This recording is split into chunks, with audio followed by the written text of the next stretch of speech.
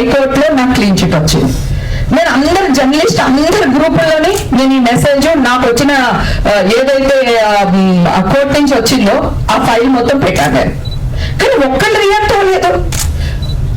ఇప్పుడు నేను ఎవరైనా ఇక్కడ ఎవరైనా ఒకరు కొట్టాను అనుకోండి, వాడిని ఎందుకు కొట్టుంటాను? వాడు నన్ను ఏదో చేయబట్టి కొట్టుంటాను కదా, కొట్టేసిందని వేస్తారు. అసలు ఆ అమ్మాయి ఎందుకు అతను కొట్టాల్సి వచ్చింది, వాడేం చేశాడు, ఆ కోణం ఆలోచించాడు. ఇవన్నీ పక్కన పెడితే నేను సిసిబికి వెళ్ళినప్పుడు June 3కి వెళ్ళానండి. అదే రోజు నన్ను అరెస్ట్ చేశారు. ఆ రోజు నా టెస్టులు తీశారు గవర్నమెంట్ హాస్పిటల్. ముందు మీడియా వాళ్ళు ఎవరు లేరు. టెస్టులు చేసి బయటకు వచ్చేటప్పుడు మీడియా వాళ్ళు వచ్చారు.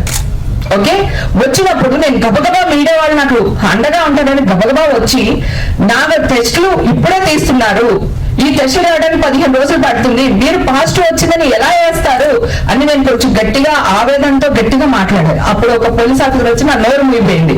నేను ఇట్లా ఆ చేతిని ఇట్లా గెంటి, కావాలంటే మళ్ళీ క్లిప్పింగ్ చూసుకోండి, ఆవిడ ఇట్లా గెంటి నేను మీతో మాట్లాడినప్పుడు అవును కదా, ఆల్రెడీ టెస్ట్లు ఉండుంటే ఇప్పుడు మళ్ళీ ఎందుకు చేపిస్తున్నారు అని మీరు అందరూ ఒక్కసారి ఆలోచించి మీరు అదే క్వశ్చన్ రేజ్ చేసి ఉండుంటే ఈ రోజు న్యాయం ఇంకొకలా జరుగుండేదేమో నా పక్షాన.